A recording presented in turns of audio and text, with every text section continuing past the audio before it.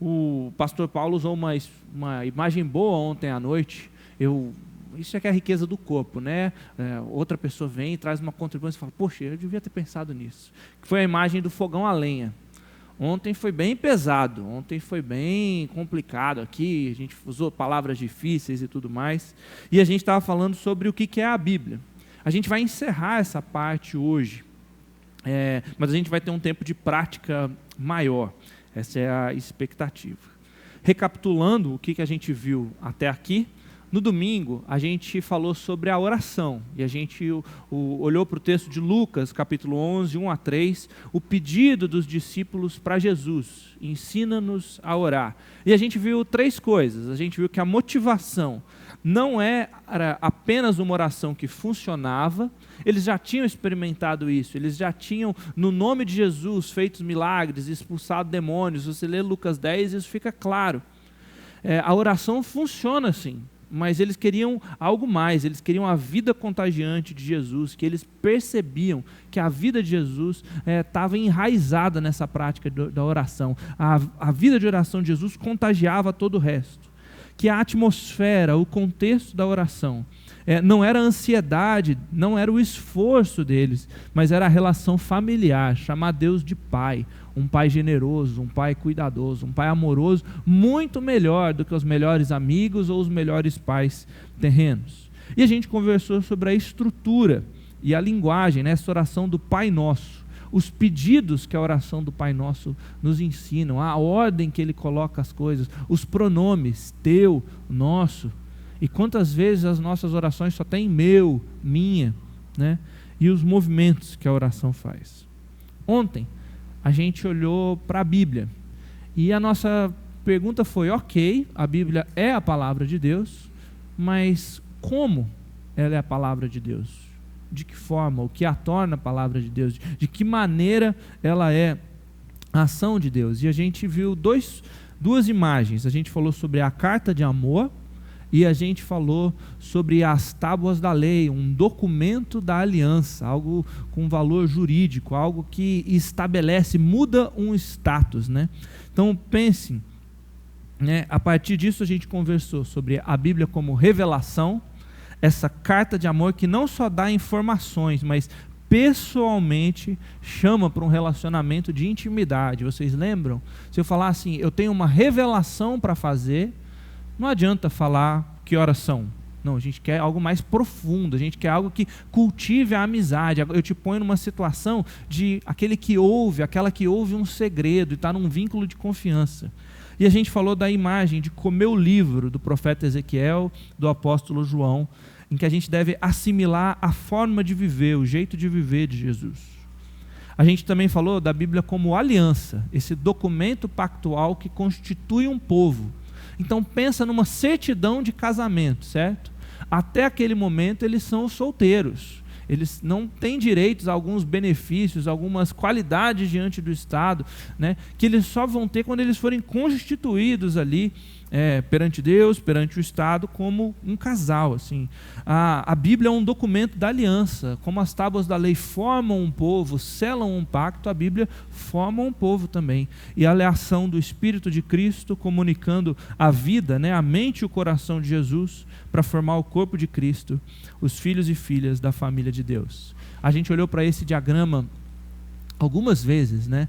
A centralidade de Jesus em todo o processo da Bíblia. A maneira como o Espírito é o Espírito de Cristo, ele está formando a vida de Cristo, são as palavras de Jesus para nós, para edificar a igreja, uma compreensão completamente cristocêntrica do que são as Escrituras e a maneira como elas querem gerar a vida de Jesus em nós, não só em mim isoladamente. Não basta ler a Bíblia na sua casa, né, como algumas pessoas que a gente denomina de desigrejados hoje fazem. Não, ela tem um intuito comunitário, ela está formando um povo. E falamos dessa companhia de teatro, né, de assumir o nosso papel como esse povo, esse papel de viver a vida de Jesus para o mundo, no teatro da glória de Deus, no teatro da criação, né.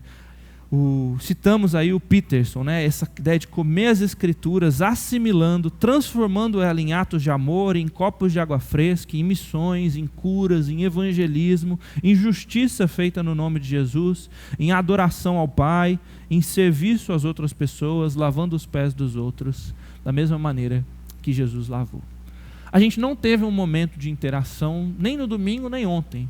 Então aqui eu queria pôr uma pausa e queria ouvir vocês, assim, se diante de tudo que a gente viu domingo e ontem, se alguém tem algum comentário, se alguém queria fazer alguma pergunta, temos um momento de pausa aí. Alguém queria fazer algum comentário, alguma dúvida? Algo que te marcou? Algo que te incomodou? Algo que te edificou bastante, que você nunca tinha pensado? Alguma dúvida que você falou? Uma coisa que você não concorda, pastor? Estou com dificuldade com isso aqui. Alguém queria fazer algum comentário, colocar alguma pergunta? Um de cada vez. Quando é assim, quem está falando fica com medo, assim, porque tem duas possibilidades. Ou as pessoas entenderam tudo, total e completamente, ou elas nem lembram de nada. Assim. Aí você fala assim, poxa, então está sendo... Vamos lá, alguém quer... Uma coisa que você falou, poxa, eu fui edificada com isso, eu fui edificado com isso. Ou uma pergunta, você falou, olha só, você falou isso e eu fiquei pensando nisso aqui. Por favor.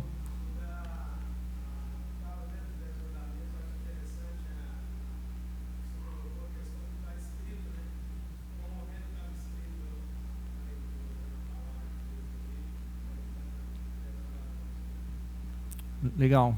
Fica bem claro, né, quando a gente pensa nas tábuas da lei, como que Deus está formando um povo ali. Não era só para Moisés aquilo ali ia ajuntar uma nação inteira. Bem semelhante, sei lá, talvez a Constituição, né, do Brasil, mas está constituindo um povo. Assim. Obrigado.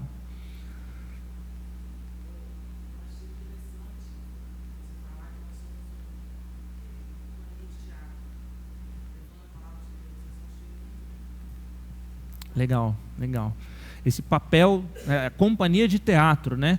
O texto não é só para ser lido, o texto é para ser encenado, não no sentido de fingido, encenado no sentido de encarnado, né? Nós somos corpo de Cristo, ele precisa ser vivido no palco da criação. Nós somos a companhia de teatro. Você já assumiu o seu papel? Você está vivendo Cristo no mundo para as outras pessoas verem?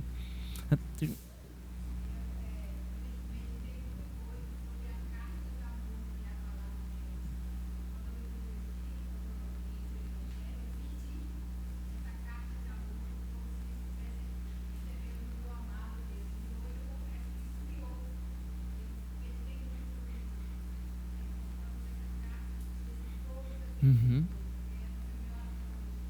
Que bom. Que a gente possa voltar, né, a esse primeiro amor, assim, e que pensar nesses temas, né? E essa imagem também mexeu muito comigo, porque eu acho que a gente acaba se familiarizando, né? E não no sentido bom de se tornar completamente íntimo, mas no sentido de se acostumando até não dar a devida atenção, assim, mas é uma carta de amor. Então...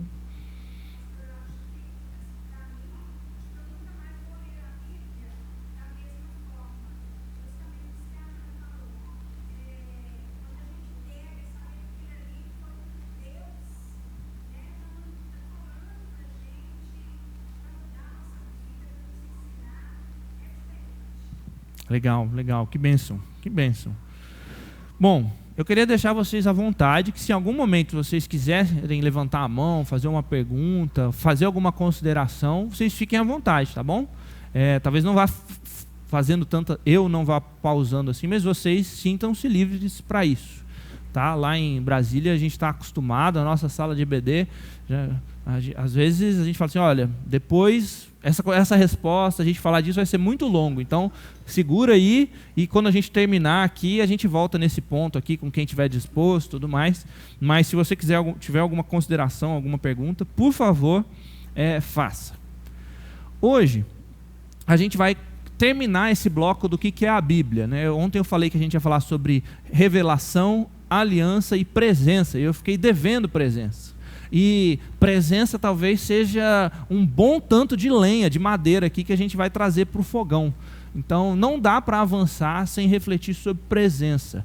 A ideia da gente orar em respostas às Escrituras inclui a gente compreender a maneira como as Escrituras ministram a presença de Deus para a gente. A ideia da gente estar atento a Deus no exercício da Lectio Divina pressupõe essa noção assim, de que Deus está presente de uma maneira bem próxima a nós. Então, a gente vai falar sobre presença, e por presença eu quero afirmar que a Bíblia ela é um encontro real com Jesus, o Logos de Deus. A Bíblia ela é um encontro real com Jesus, o Logos de Deus. Ela é uma maneira que Jesus usa para se fazer presente no nosso meio. Esse tema da presença de Deus é algo que tem cultivado assim, a minha curiosidade, ele tem levantado diversas coceiras. Assim.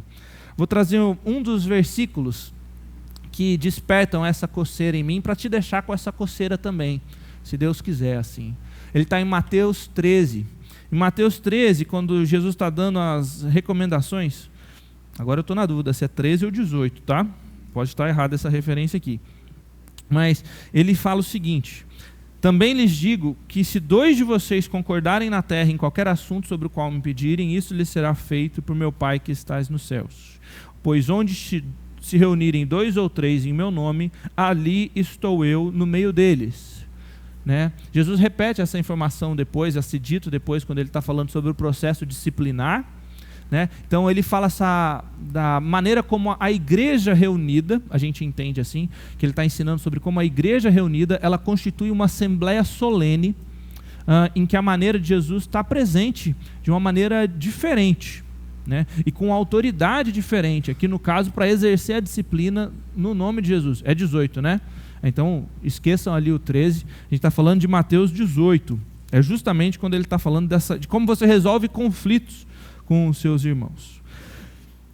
Agora, olha bem para esse versículo 20. A gente não vai falar aqui sobre teologia do culto, sobre como é que se forma a assembleia solene, não é o nosso tópico. Mas ele diz que onde estão 2 ou 3 reunidos no nome de Jesus, Jesus está ali no meio deles, certo? Essa presença de Jesus ali no meio deles, ela é claramente diferente da onipresença, certo? A gente acredita que Jesus, que Deus é onipresente, Ele está em todos os lugares, esse é um dos atributos divinos. Agora, quando Jesus fala de onde 2 ou 3 se reunirem, ali eu estou no meio deles, Ele está falando de uma outra qualidade de presença, certo? Porque para a onipresença Ele não precisa ter 2 ou 3 reunidos no nome dEle. E aí você pode falar assim, me explica mais disso, pastor? E eu vou falar, não sei como é que funciona. Só que para mim é muito claro que existe alguma coisa desse tipo, certo? Como é que é isso? Me vem algumas palavras que podem dar alguma noção de como é que é esse mistério, mas eu não sei falar assim, é essa palavra aqui e não a outra, essa aqui é melhor que a outra. Eu, sinceramente, não sei. É uma qualidade diferente da presença? É uma densidade diferente da presença, né? Eu tive um professor de seminário que levantou essa possibilidade uma vez. O Espírito Santo mora em mim, o Espírito Santo mora no pastor Paulo, mora no pastor Edson, mora no Felipe, mora no Marcos, mora no Mateus, mora na Adilo. Então, quando reúne todo mundo aqui, a densidade da presença do Espírito é diferente. Faz um certo sentido, assim, mas eu não sei se é matemática desse jeito, sabe? Mas a autoridade é diferente, o propósito é diferente. Eu não sei, é bem misterioso isso. Eu acho que a nossa atitude, mais do que querer dissecar, colocar tudo no diagrama, numa tabela, envolve contemplar também. A gente ter certeza que quando a gente se reúne como igreja aqui, Jesus ele se manifesta de uma presença diferente. Jesus está aqui de um jeito diferente do que ele estava com a gente quando a gente estava sozinho em casa. Ele estava com você na sua casa.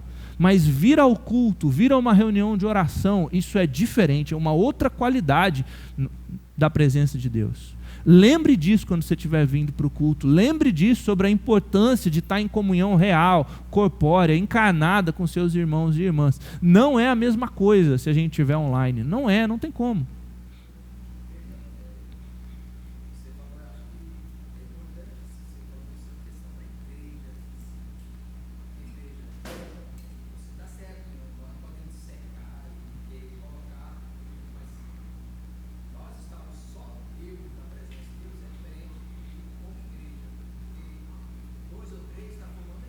Isso.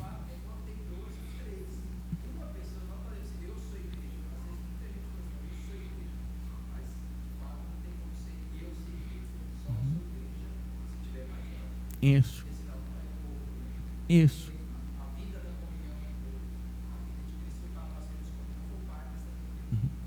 Isso. Você é igreja, mas você não é igreja sozinho. E quando você está na comunhão com os irmãos, a presença de Jesus é diferente.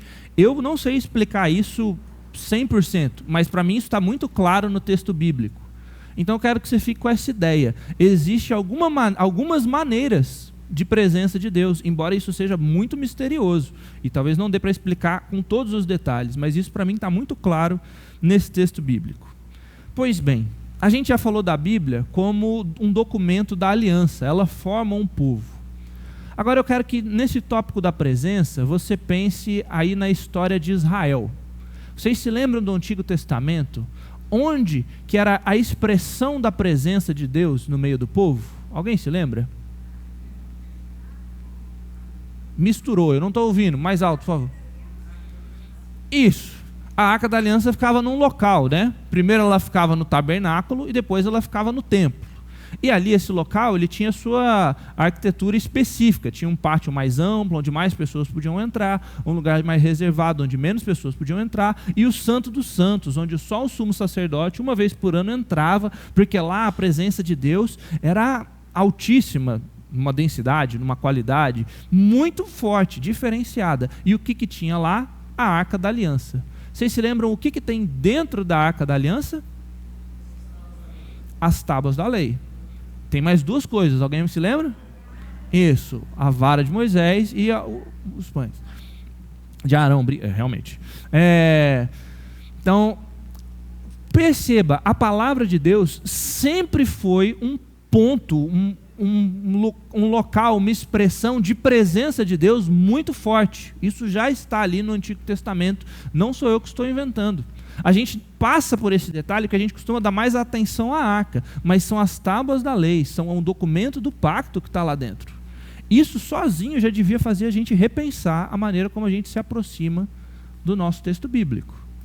Uau, a gente está entrando em uma expressão da presença de Deus. O que está acontecendo quando a gente abre a Bíblia aqui, o que acontece quando a gente faz um devocional, poxa, isso é muito marcante.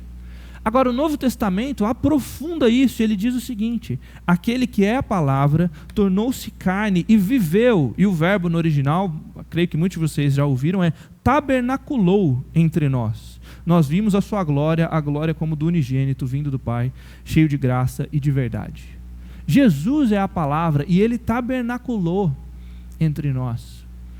Então, olha a maneira como o Novo Testamento, o apóstolo João, está falando que o próprio Deus como a palavra, o próprio Cristo como a palavra, tabernacula, ele se faz presente.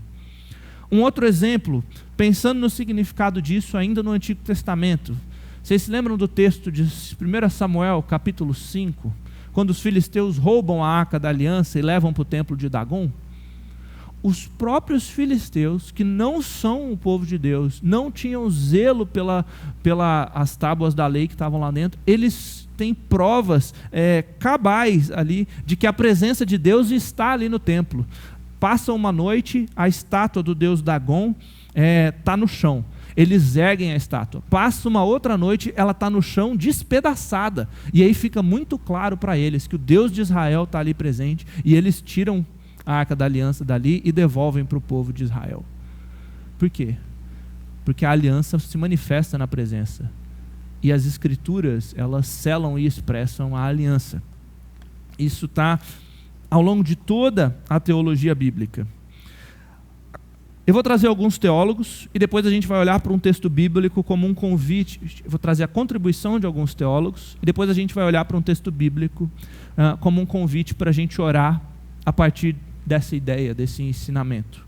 O primeiro deles é o James Walters. Ele foi professor de cosmovisão no Canadá, no Instituto Reformado lá no Canadá, e ele escreveu um artigo em 1968 chamado A Palavra de Deus e a Ciência. A preocupação dele nesse artigo era muito diferente da nossa aqui. Ele estava escrevendo um artigo para cientistas, para que eles entendessem que quando eles estão estudando o mundo, quando eles estão estudando a criação, os astros, os animais, as plantas, as ondas, eles também estão lidando com a palavra de Deus. Então eles também têm uma vocação especial. Eles também estão lidando com expressões da palavra de Deus, com criações que foram feitas por meio da palavra de Deus. Então o trabalho deles também é um pouco teológico, vamos dizer assim. Se isso é verdade para os cientistas, isso é verdade quando a gente está lavando a louça, né? A louça, a criação, a água, tudo isso foi criado pela palavra de Deus. Então tem uma dimensão teológica em lavar a louça, por exemplo, né? Assim como Deus na criação, você está colaborando para pôr ordem no caos, né? Você está tirando ali aquilo que está bagunçado e colocando aquilo em ordem. Nesse texto, ele traz um conceito que é a tríplice forma do Logos. O Logos de Deus se manifesta de 3 formas. E eu já falei para vocês, eu lido melhor com as coisas desenhando. Se não tiver um papel na minha frente para eu rabiscar, eu não sei pensar. Se não tiver com a caneta anotando, eu não sei ler. E aí eu desenhei. As 3 formas são Jesus Cristo como um Logos encarnado. A gente acabou de ler João. As Escrituras como Logos revelado. E ele fala do mundo como uma realidade criada e sustentada pelo Logos. Tem um outro teólogo que, comentando esse artigo, ele compara isso com o trabalho de um arquiteto. Tem algum arquiteto aqui entre a gente? Um arquiteto, um engenheiro, alguém que mexe com construção. E ele fala que Jesus ele poderia ser comparado a um arquiteto. A Bíblia poderia ser comparado com as plantas, os desenhos que vão governar ali a atividade da construção. E o mundo poderia ser comparado com o prédio, né, com aquilo que é edificado. Perceba que a própria Bíblia relaciona essas 3 coisas com a palavra. Alguns versículos. O primeiro deles a gente já leu. João 1, aquele que é a palavra. Ele estava com Deus, ele era Deus, estava com Deus no princípio. E aí o texto diz que Jesus não somente é a palavra, mas que todas as coisas foram feitas por meio dele, que sem ele nada do que existe teria sido feito, e que Jesus se encarnou, viveu entre nós e que a gente pôde ver a sua glória. Jesus é a palavra e todas as coisas foram feitas por meio dela. Outro texto bíblico, 1 Pedro capítulo 1, versículo 10 diz assim: foi a respeito dessa salvação por meio de Jesus que os profetas falaram da graça destinada a vocês, investigaram e examinaram, procurando saber o tempo e as circunstâncias para as quais apontava o Espírito de Cristo que neles estava. Olha a compreensão do apóstolo Pedro sobre a importância do Antigo Testamento. Os profetas do Antigo Testamento, eles falaram por meio do Espírito de Cristo que neles estava. Você já ouviu alguém falando assim, no Antigo Testamento era outro Deus, graças a Deus por Jesus, o Novo Testamento, eu gosto bem mais de Jesus, não gosto, às vezes os profetas falam de uma forma dura. Então, o apóstolo Pedro ia achar esse tipo de papo muito estranho, porque o Antigo Testamento foi revelado por meio do Espírito de Cristo que neles estavam. Essa é a palavra do apóstolo Pedro. Toda a Escritura ela é dada por meio do Espírito de Cristo. Antigo Testamento por meio dos profetas, dos sábios, dos salmistas, daqueles que colaboraram, os cronistas, aqueles que escreveram. Novo Testamento por meio dos apóstolos e outras pessoas da igreja próximas aos apóstolos que redigiram ali. Por último, Hebreus. Hebreus afirma também que Deus falou de muitas vezes, de várias maneiras, aos antepassados por meio dos profetas. Mas nesses últimos dias, ele nos falou por meio do Filho, Jesus, a quem constituiu o herdeiro de todas as coisas, por meio de quem fez o universo. Ele afirma a mesma coisa do que João afirmou em João 1. E aí, Hebreus 1:3 diz o seguinte: o Filho é o resplendor da glória de Deus, a expressão exata do seu ser, sustentando todas as coisas por sua palavra poderosa. Olha que texto bonito. Esse texto diz para nós que Deus não apenas criou e foi embora, mas Deus continua sustentando todas as coisas por meio da sua palavra poderosa. Isso quer dizer que se Deus deixasse de existir, essa cadeira que você está sentado ia sumir, você ia cair. Mas não só isso, você ia deixar de existir, porque você agora, o ar que você respira, tudo que existe está sendo sustentado pela palavra poderosa de Deus. Não há nada que exista sem a ação de Deus. E o apóstolo, né, o autor de Hebreus, ele vincula isso à palavra de Deus sustentando todas as coisas, a ação do próprio Cristo sustentando todas as coisas. Por isso o Altius traz essa ideia. 3 expressões da palavra: o Jesus encarnado, o Jesus revelado e a criação sustentada pela palavra. E aí eu trouxe 2 parágrafos dele para a gente fazer uma aplicação. Ele diz assim: o nosso apelo às Escrituras toma forma de confissão. Nós confessamos que é nelas, as Escrituras, que nós chegamos a conhecer Cristo. Acreditamos em Cristo de acordo com as Escrituras. Na fé, nos curvamos diante dela como palavra de Deus. Não podemos ir além ou atrás das Escrituras para testar sua autoridade como palavra de Deus. Mas isso não é um problema. A gente apela às Escrituras como uma confissão. Nós chegamos a ela como fé, com um ato de fé. Ela é um alvo da nossa fé. Nós cremos na Escritura. E é por meio delas que nós conhecemos Cristo. Ele avança e diz assim: o mistério das Escrituras e de Cristo, e ao mesmo tempo a nossa alegria e a nossa salvação, é o fato de que nas Escrituras e em Cristo, a palavra de Deus assume a forma de uma realidade criada. Ela se torna uma criação, uma realidade que está sujeita à palavra, com P maiúsculo.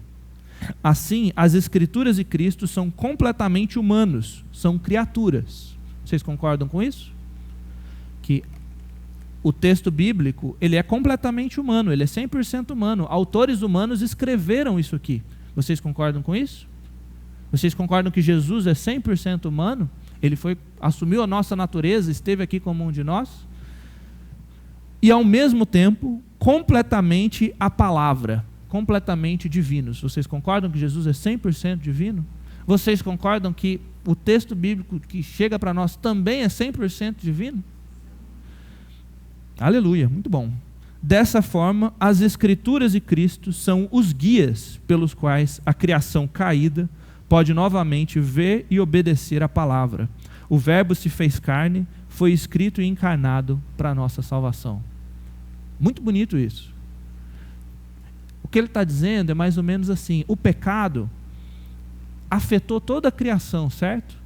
Então a criação que já foi harmoniosamente perfeita, ela não está mais nessa condição, ela caiu, né? A queda é o que a gente fala, ela está fraturada, ela está corrompida, ela está manchada pelo pecado. Tem diversas palavras que a gente usa para falar disso, mas tem 2 coisas na criação que ainda conservam essa unidade, que ainda são perfeitamente criaturas do jeito que Deus criou para ser.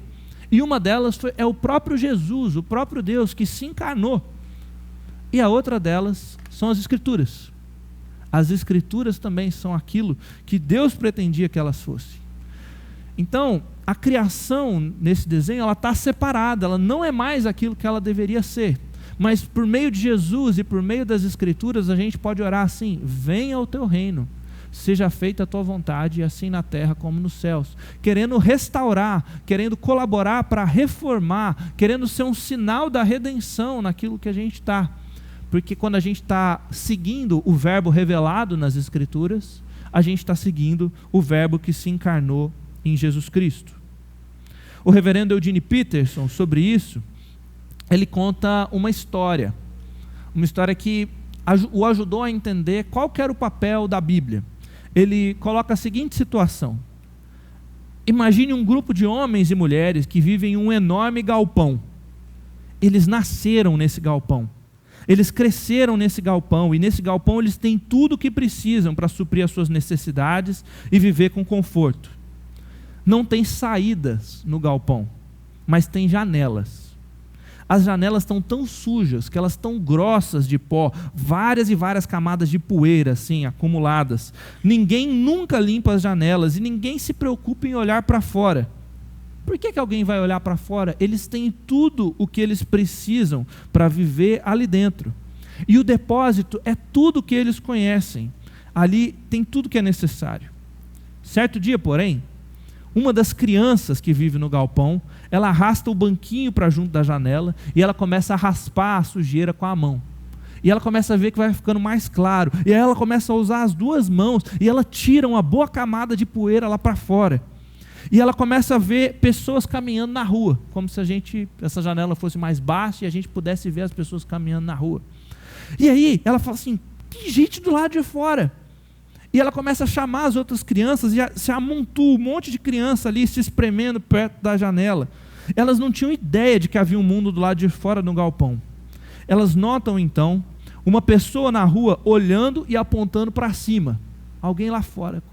E não demora muito, várias e várias pessoas do lado de lá da janela, do lado de lá da parede do galpão, começam a apontar para cima, olhando alguma coisa. E elas começam a falar, e elas estão empolgadas olhando para cima. Aí as crianças dentro do galpão, elas começam a olhar para cima também. Só que não tem nada para ver dentro do galpão.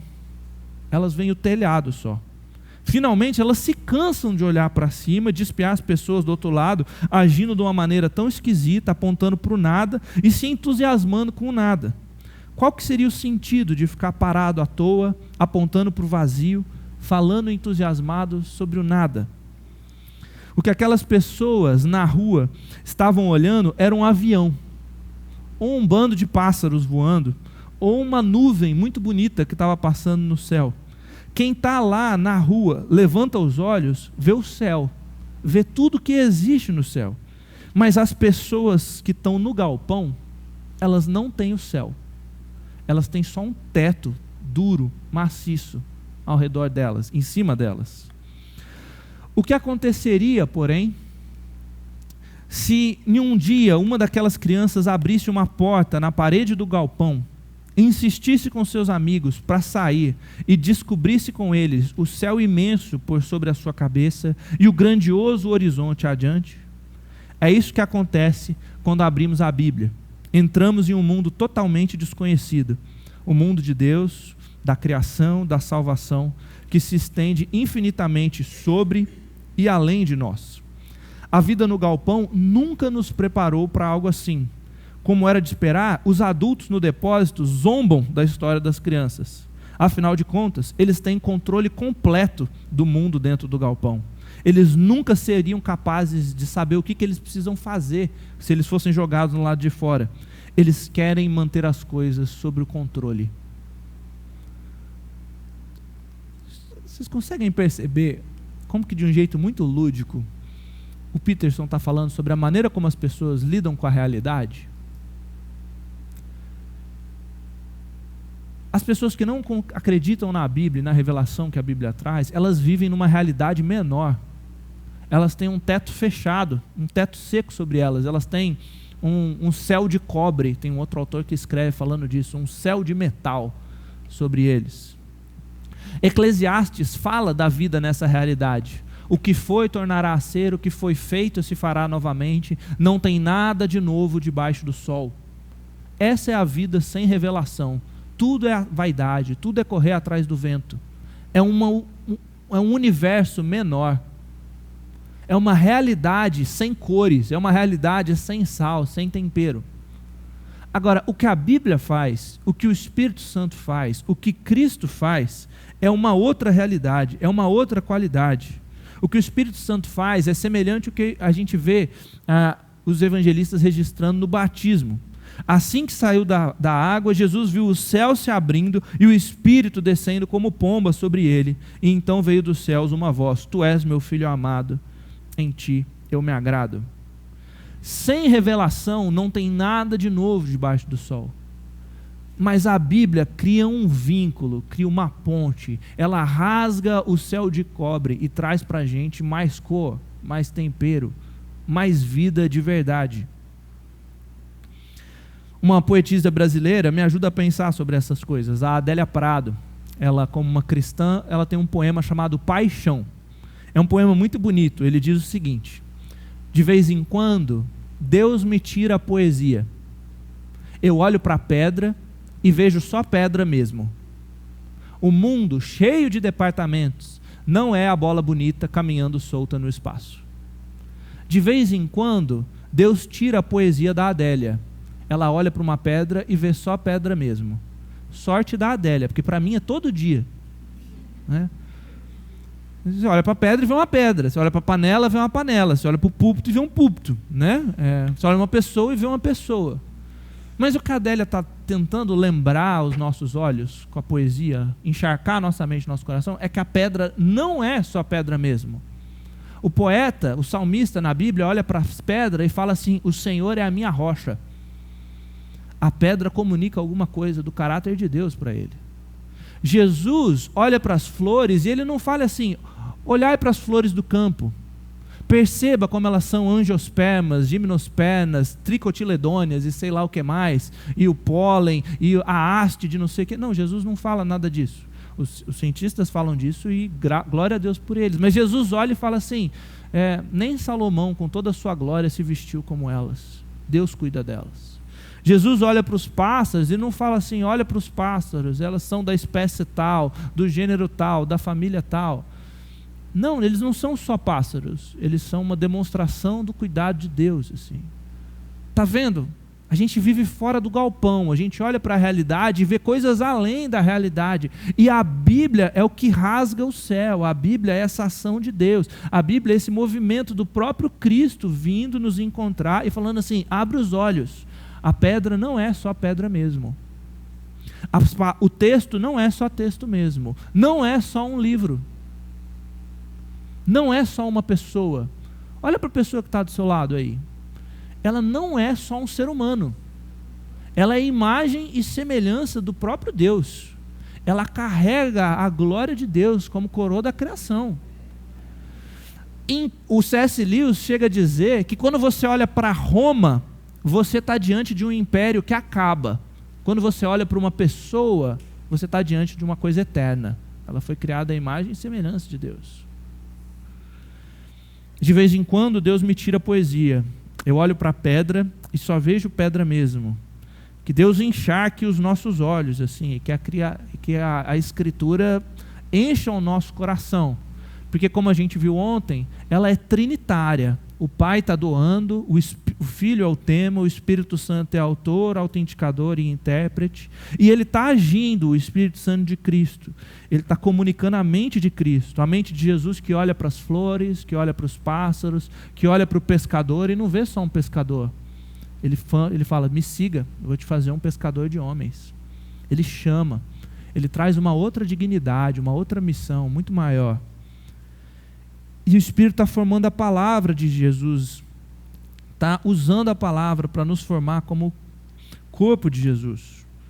Um teólogo muito, muito bom, para mim o melhor nome do Antigo Testamento que a gente tem publicado em português, Bruce Waltke, no livro dele, Teologia do Antigo Testamento, tem em português. Se você for interessado, é um excelente livro. Se você for ter só um livro de Antigo Testamento, pode comprar esse.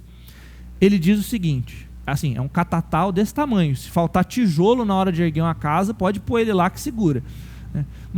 Ele diz o seguinte: a Bíblia é mais, presta bem atenção nesse é mais. A Bíblia é mais do que conceitos acerca de Deus, princípios teocêntricos ou algum testemunho de Israel a respeito de Deus. Ela tem essas coisas, ela é essas coisas, mas ela é mais.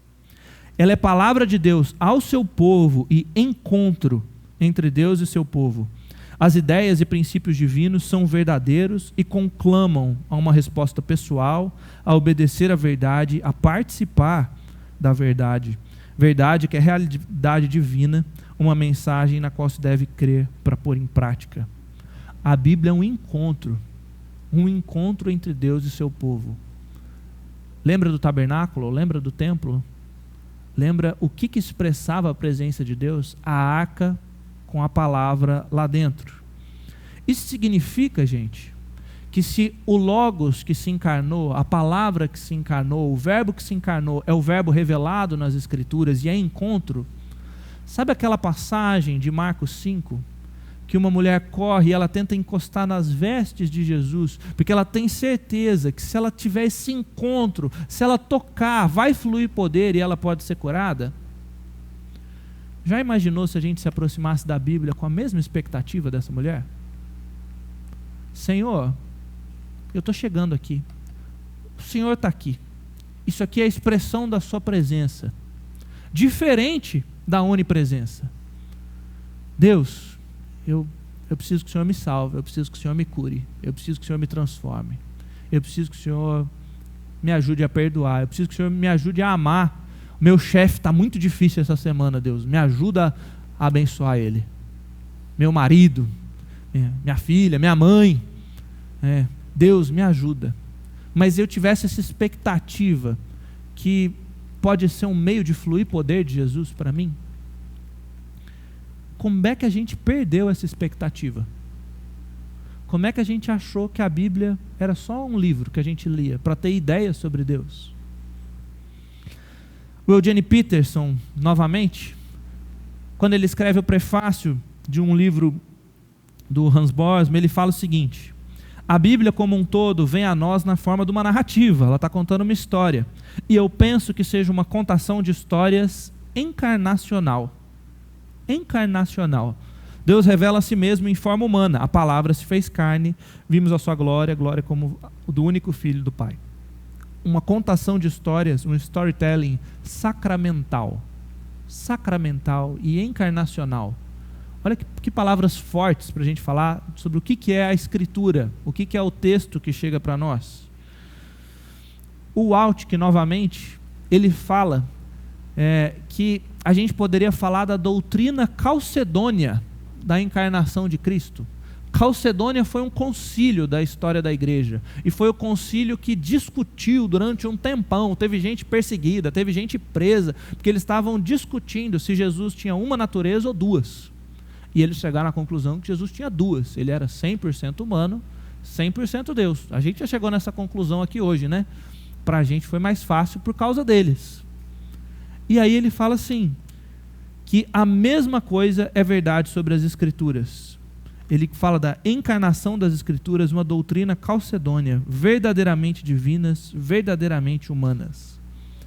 Dois riscos que a gente tem, são duas heresias graves na história da igreja. Tem gente na história da igreja que achou que Jesus era só humano, esquece o aspecto divino. Isso foi uma heresia grave. Tem gente na história da igreja que achou que Deus era só divino, Jesus era tipo um fantasma, ele não era humano, não tinha corpo. Isso era uma heresia grave. As pessoas continuam cometendo esse erro com as Escrituras, sabia? Tem gente que acha que a Escritura é só humana, esquece que ela é palavra de Deus. E tem gente que acha que ela é só divina, esquece que ela tem contexto cultural, língua original, gênero literário da época para ser interpretado. A Escritura ela é encarnacional. E a iluminação é o que acontece quando a gente chega para ler a Bíblia e a gente pede que o Espírito abençoe a nossa leitura. O termo teológico para essa bênção que o Espírito dá a mim e a você quando a gente chega para a Escritura é iluminação. A iluminação também é encarnacional, né? Porque você é uma pessoa de carne e osso, e você está pedindo que o Espírito desça e encha a sua mente, encha o seu coração, encha os seus olhos, para que você entenda aquela palavra. E a gente acredita que Ele faz isso. Ele faz isso, Ele nos visita. Por isso, eu queria propor uma última comparação antes do nosso exercício de leitura bíblica e de oração de hoje. Esse autor chamado Hans Bosma, ele tem um livro bastante provocativo que chama Participação Celestial. Ele está para sair em português esse ano ou ano que vem, se Deus quiser. Tem coisas no livro fantásticas, tem coisas no livro que você fica, mas eu acho que essa provocação aqui ela é bem importante. O Bosma, ele faz uma comparação entre o que é símbolo e o que é sacramento. E ele diz o seguinte, né, que símbolo é uma coisa que aponta para outra. Você tem uma coisa e ela aponta para outra. Então pensa, por exemplo, nas letras. A letra A, o desenho assim, né, uma seta para cima com um traço, ela faz referência a um som. A. Ou pensa, por exemplo, numa placa de uma vaca na pista. Você está dirigindo e você vê essa placa amarela. O que ela significa? Cuidado! Pode surgir um animal na pista. Pode ser um animal grande, do tamanho de uma vaca. Perguntas importantes. Se você pegar uma arma e disparar contra a placa, 4 tiros assim, pá, pá, pá, a vaca sente alguma coisa? Não. Não faz sentido nenhum pensar nisso. A única relação entre a placa e a vaca real é uma ideia na sua cabeça, é uma memória, é um vínculo cognitivo, certo? É um pensamento. Essa é a única relação possível. Isso para o Boersma é um símbolo. Sacramento para o Boersma é outra coisa. Sacramento para o Boersma é quando o símbolo participa, na verdade sim, o significante, né, o símbolo participa da realidade do significante dele. O desenho ajuda, né? Ele não só aponta, não está só externo, ele de alguma maneira traz algo daquela presença, ele participa. Isso para o Boersma é sacramento. Você pode conversar com o Felipe depois, com o reverendo Paulo, com os Edson, com os pastores assim. As nossas concepções sobre sacramento entre os reformados, por exemplo, nossa concepção da ceia é que existe uma presença real, mística de Jesus ali, diferente da onipresença, certo? Um batista, por exemplo, ele acha que é só uma questão de memória. Agora, um presbiteriano que acha que a presença mística seja só a onipresença, ele na verdade é um batista camuflado nesse tópico assim. Você tem que perguntar para um presbiteriano assim, qual é a diferença entre a presença mística da ceia e a onipresença? E se ele der tela azul, ele não estudou sacramentos o suficiente assim. Esse é o que o Boersma diria, né, como um reformado. Estão entendendo o que ele está apontando? O sacramento participa dessa realidade que ele está fazendo referência. Então, diferente da placa da vaca, faria mais sentido falar do sacramento como a relação entre a esponja e a água. A esponja e a água ainda são coisas distintas, certo? Mas fica muito difícil dizer onde começa uma, onde termina a outra, a maneira como a presença de uma entranha na outra e tudo mais. O símbolo aqui é limitado, tá? A imagem da esponja. Ele ajuda um pouco, mas não estou dizendo que é 100%. Ou o calor num pedaço de metal que está sendo forjado. Esse tipo de participação. O que é metal? O que é calor ali? É difícil de pensar. Isso tudo traz para a gente a seguinte pergunta, para a gente encerrar e para ir para o nosso exercício. Qual que é a relação entre a Bíblia e Jesus? É uma relação de símbolo ou é uma relação de sacramento? A Bíblia aponta para Jesus ou a Bíblia de alguma maneira participa da natureza de Jesus? Ela vem encharcada com o Espírito de Jesus. Ela está sendo meio de encontro e de presença real de Jesus para a gente. Eu não sou capaz de começar a te esboçar a diferença que isso faz para o seu momento devocional.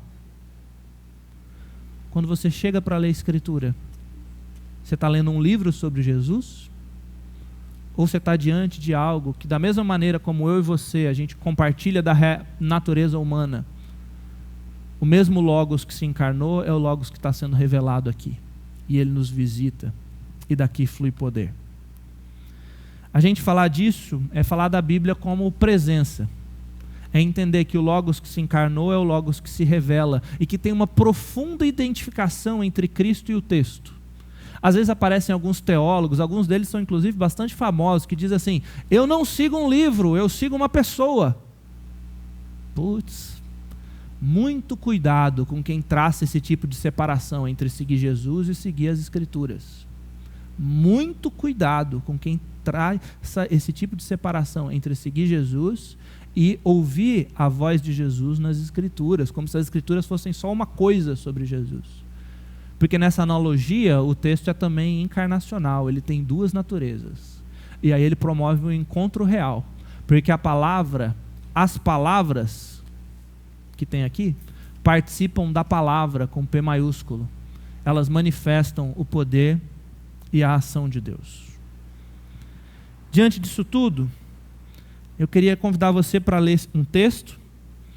A gente vai ler ele pausadamente, eu vou fazer alguns comentários, depois você já pode pegar o seu caderninho, se ele não estiver com você, a gente vai fazer duas orações a partir desse texto. O texto está em Mateus, no capítulo 8. Mateus, no capítulo 8, a partir do versículo 5. E esse texto do Evangelho diz assim, Mateus 8, a partir do verso 5.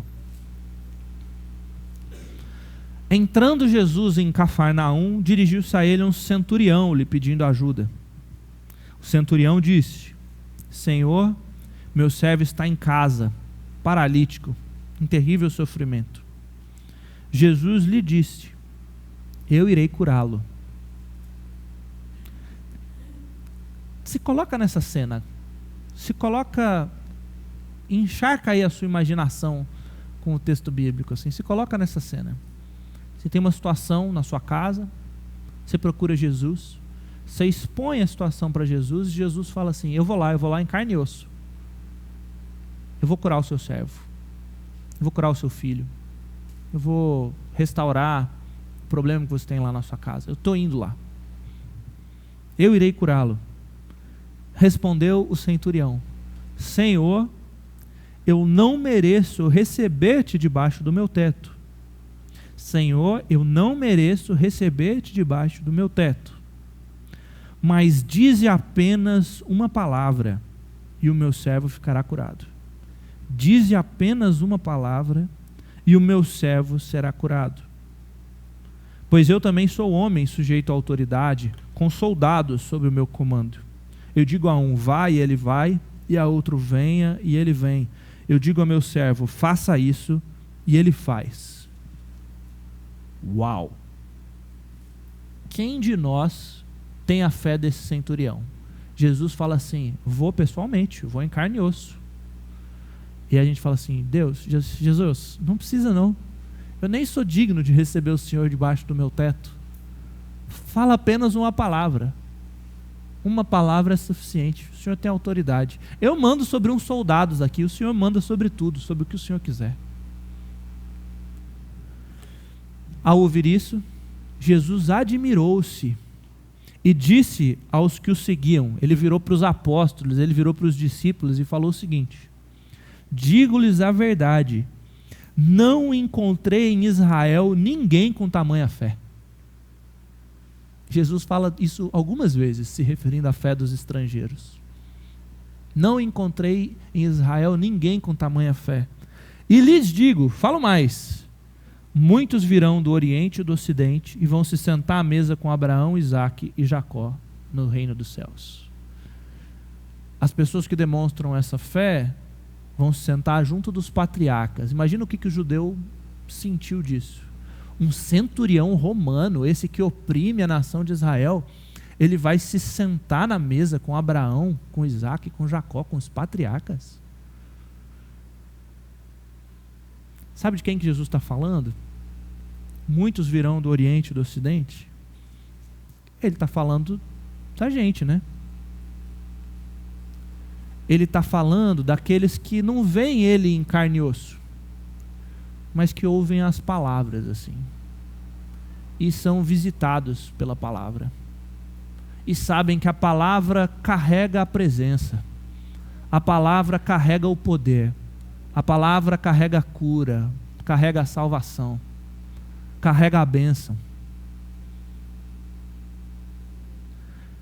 Senhor, eu não te mereço receber no meu teto, mas dize apenas uma palavra, e o meu servo será curado. Qual que é a visão que você tem das Escrituras, meu irmão, minha irmã? O que você tem diante de você quando você senta para fazer o seu devocional? Quando a gente se reúne aqui para meditar sobre esse texto? O que você acredita que pode acontecer? Ele é um texto do passado. Deus inspirou, mas foi bem lá atrás, assim, aí Moisés escreveu um tanto, Davi escreveu outro tanto, os profetas, os apóstolos, e agora eu leio o que eles escreveram? Ou você é um desses que vieram do Oriente e do Ocidente e sabem que quando Deus fala uma palavra, o texto bíblico diz que foi com uma palavra que ele fez o mundo, foi com palavras que ele fez o mundo. O texto diz que foi com uma palavra que ele formou e escolheu e elegeu um povo e santificou esse povo. Foi por meio de promessas, foi por meio de pactos. O texto bíblico diz que foi por várias palavras que Jesus fez milagres. Assim. Deus governa por meio da sua palavra. Deus cria e põe ordem no caos por meio da sua palavra. A nação de Israel se reunia para adorar, e no Santo dos Santos tem lá as tábuas da lei. Manifestação da presença, gente. Pastor, como é que fica isso? Cara, eu não sei 100% assim. Eu sei que para mim está muito claro que a presença de Deus é diferente nas Escrituras do que fora delas, assim. Ele está aqui, ele está onipresente, mas quando a gente está diante da palavra, tem coisas diferentes acontecendo. A eternidade entra, o céu de chumbo quebra, e a gente vê as coisas de outro jeito. As pedras não são só mais pedras. O Senhor é a minha rocha. A realidade como um todo, assim, fica com outras cores, fica muito mais bonita. Para refletir e para a gente praticar. Como é que você olha para as Escrituras? Como é que você as recebe? Elas são só um documento histórico? Elas são só registro do passado? Revelação, aliança e presença. Quais desses aspectos você já acolhia no seu coração há muito tempo? Qual deles que precisa ser resgatado, precisa ser lembrado, precisa ser cultivado? E diante desse texto de Mateus 8, eu queria te propor 2 exercícios de oração, assim. Dize apenas uma palavra, Senhor. Escreve isso no seu bloco. Dize apenas uma palavra, Senhor. E deixa Jesus, por meio da Escritura, te tocar, deixa Jesus falar com você. Peça que Ele fale assim, Senhor, fala apenas uma palavra. Palavras que curam, palavras que salvam, palavras que abençoam. Se imagina aí, nessa cena que esse cara viveu. Esse texto foi inspirado pelo Espírito Santo desse jeito, para ser palavra de Deus para a gente hoje, assim. Então, se coloca no lugar desse centurião e ora para Jesus assim, Senhor, dize apenas uma palavra. 2 orações para a gente fazer no bloco. A primeira, escreve uma oração para que Jesus amplie a sua fé. Bonito esse momento das Escrituras, né, em que Jesus fala para um pai que tem um filho doente, assim, tudo é possível ao que crê. E ele responde, eu creio, Senhor, aumenta a minha fé. Para que a gente possa ter a fé aumentada na pessoa de Jesus, na obra de Jesus, nas palavras de Jesus, na presença de Jesus. Escreve uma oração pedindo para Jesus aumentar a sua fé. E mais, escreve uma segunda oração. Elas podem ser orações curtas ou longas. Deixa o Espírito falar com você por meio do texto. O texto é um encontro. Ele tem 2 naturezas. O documento pactual sempre foi a expressão da presença no Antigo Testamento. Jesus, como documento pactual encarnado, era a expressão da presença no Novo Testamento. E as Escrituras foi o que Ele e o Espírito deixaram para nós, assim. Então, qual que é a necessidade? Qual que é o pedido que você, no lugar do centurião, faria para Jesus hoje? Escreve uma oração com esse pedido e pede para Jesus, Jesus, dize apenas uma palavra. Eu queria te convidar a fechar os olhos e eu vou ler esse texto algumas vezes.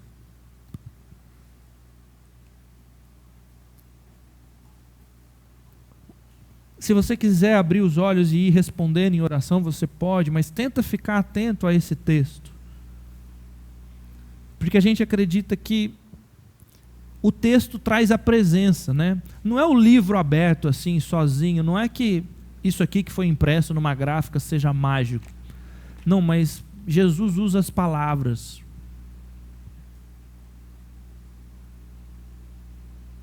Entrando Jesus em Cafarnaum, dirigiu-se ele a um centurião, pedindo-lhe ajuda. O centurião disse, Senhor, meu servo está em casa, paralítico, em terrível sofrimento. Jesus lhe disse: eu irei curá-lo. Respondeu o centurião: Senhor, não mereço receber-te debaixo do meu teto, mas dize apenas uma palavra e o meu servo será curado. Pois eu também sou homem sujeito à autoridade, com soldados sob o meu comando. Digo a um: vá, ele vai. Digo a outro: venha, e ele vem. Digo ao meu servo: faça isso, e ele faz.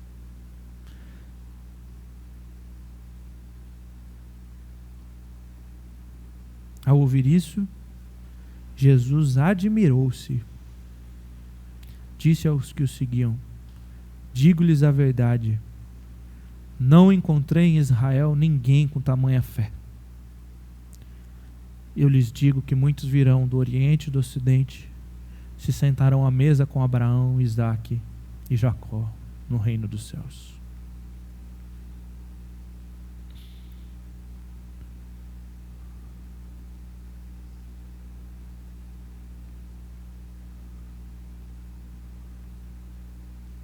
Jesus, ajuda.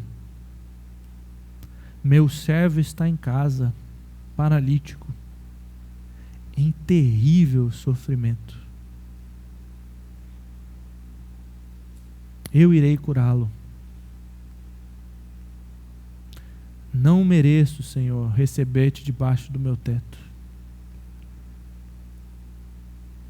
mas dize apenas uma palavra e o meu servo será curado. A gente vai ter alguns minutos para essas orações e depois, como ontem, a gente vai compartilhar um pouco delas.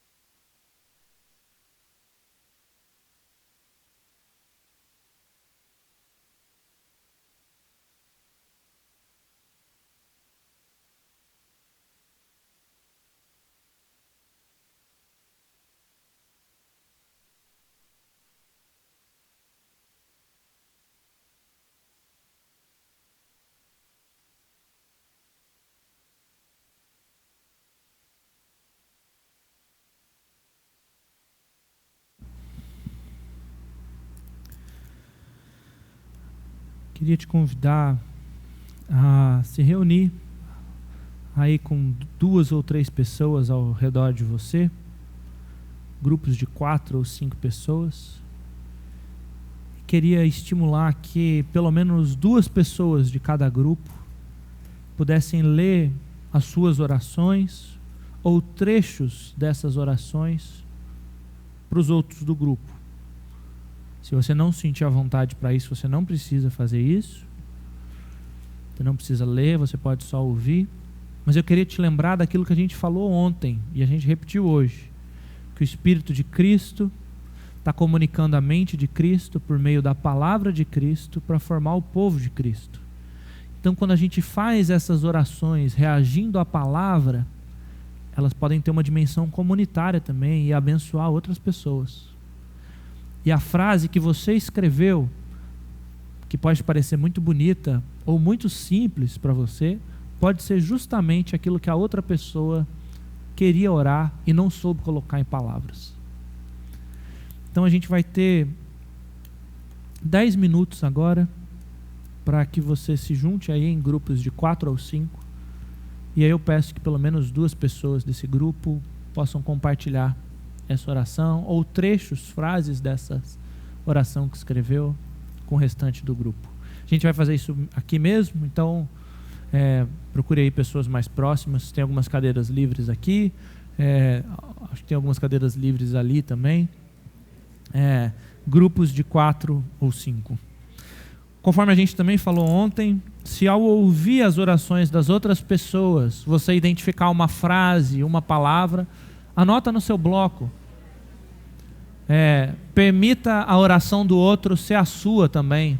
Crescer com a oração que a outra pessoa fez.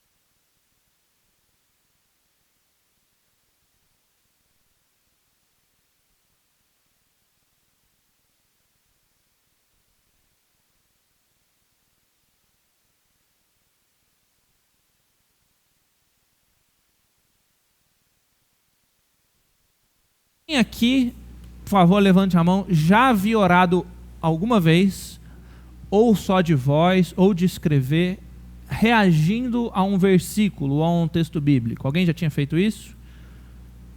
Quem nunca havia feito, por favor, levanta a mão. Nunca tinha tido um momento de escrever uma oração ou orar reagindo a um versículo específico? Tá, as mãos foram mais discretas aí. Quem nunca tinha feito, achou fácil ou difícil? Duas ou três pessoas. Ajudou a oração a acontecer ou foi mais difícil? Ajudou. Para alguém foi mais difícil? Achei mais difícil orar reagindo ao texto bíblico, sim. Para alguém foi mais difícil? Pode falar, gente, não é nenhum pecado não. Pode ter sido difícil. Na maioria das vezes as pessoas acham mais fácil orar em resposta a um texto bíblico. Não sei se foi no domingo de manhã ou ontem, uma senhora que está aqui participando com a gente, não eu estou localizando aqui agora, acho que também não vou apontar se eu tiver achado, né? Vamos deixar discreta. Ela me disse que achava que as orações dela eram sempre muito parecidas, como se ela orasse sempre as mesmas coisas. Foi fácil orar a partir do texto? É uma das formas. A gente fala, olha só, eu estou reagindo a esse texto bíblico. A oração surge em resposta. De alguma maneira, Deus falou primeiro, assim. A gente vai voltar a isso amanhã, por favor.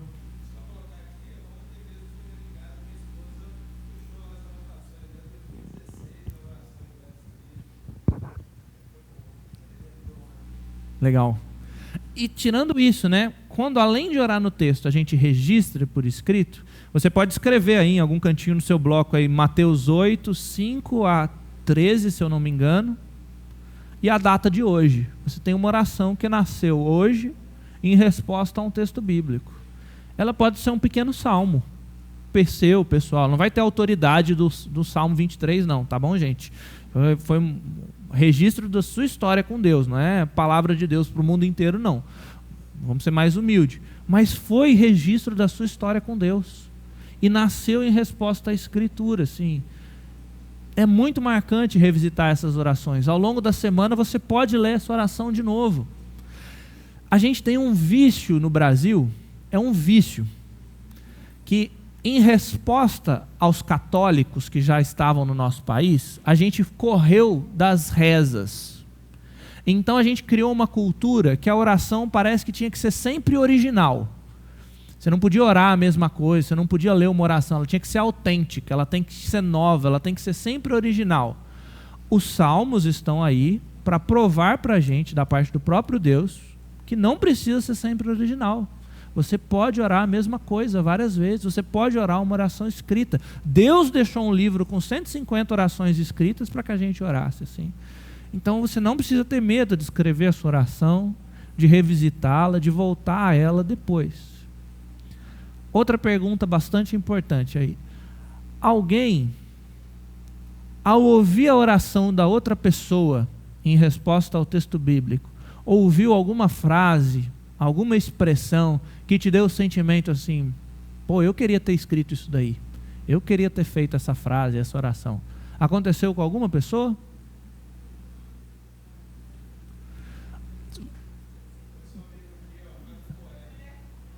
Você pode ler a sua oração para a gente? Você se incomodaria?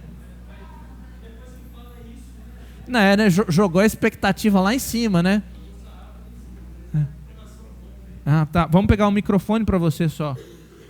Para jogar a expectativa ainda mais lá em cima, sabe? Não, mas é para todo mundo poder ouvir com atenção.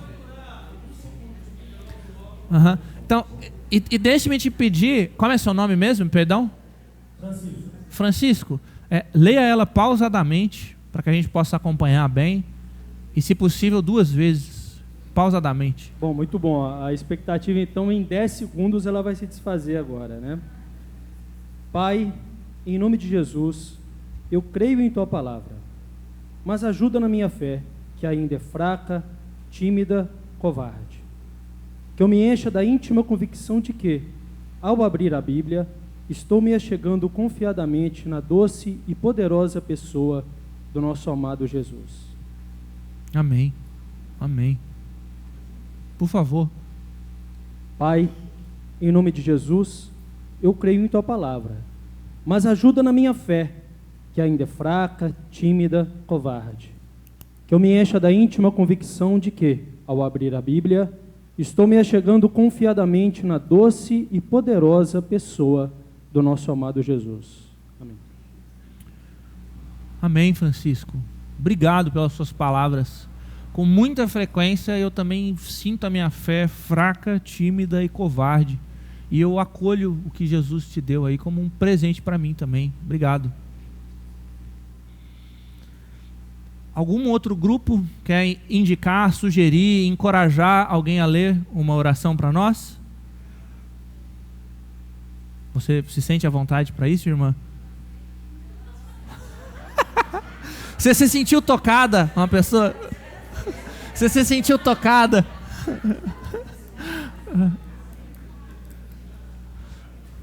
Meu nome é Karine. Minha oração. Senhor, amplie minha fé para entender que é tudo sobre você e nada sobre mim. Se revele a mim através da tua palavra. Me mostra quem tu és. Traga à minha mente a humildade para sentar à mesa contigo. Preciso de clareza e entendimento. Quero e necessito diminuir a soberba e a autossuficiência em meu coração.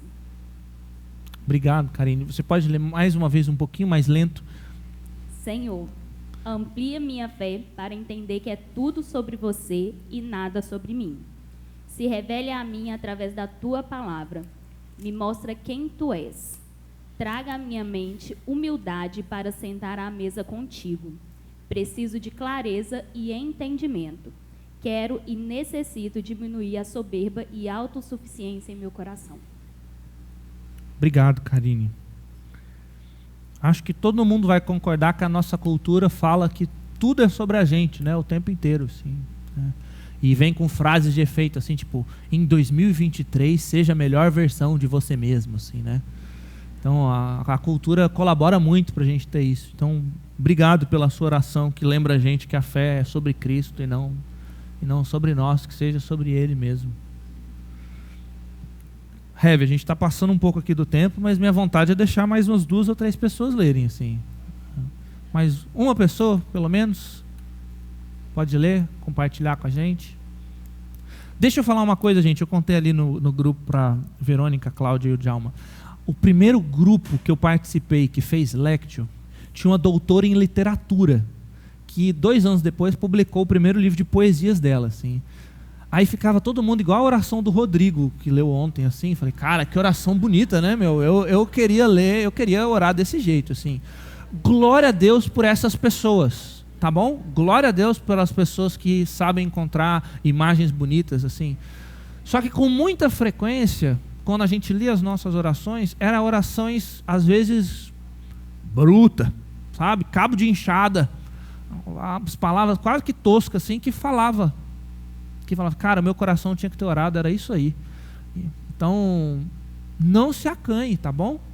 Deus sabe usar a manjedoura, tá bom? Ele tinha palácios de ouro e sabe usar a manjedoura, assim. Então, não fique, a gente não está orando para impressionar os outros, a gente não está... deixe Deus agir na sua simplicidade e na sua fraqueza, tudo bem? Então, tenha o coração humilde de que é o Espírito quem vai falar. Você pode fazer uma oração muito rebuscada assim e ser sobre você.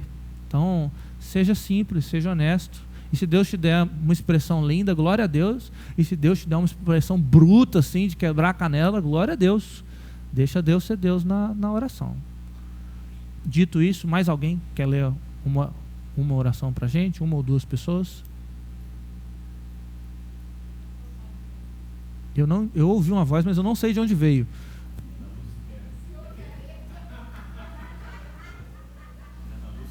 Uhum.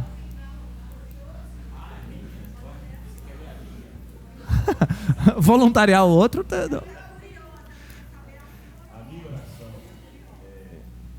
A minha oração talvez vai escandalizar muitos irmãos. O senhor que sabe, não precisa ler, não. Mas é coração. É coração.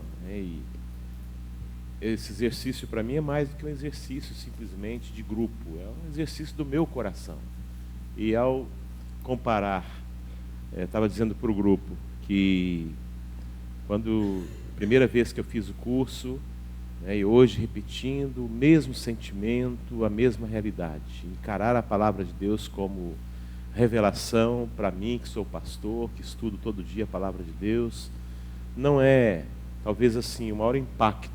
Como aliança também não, mas quando fala da presença, aí é que realmente mexe com o meu coração pastoral, como servo de Deus, como homem, né? E hoje, então, a minha oração, ela tem a ver exatamente com essa questão da presença de Deus na palavra. E a minha oração foi, na verdade, eu escrevi 2 orações, né? Uma, as duas, todas elas voltadas para essa questão da presença de Deus.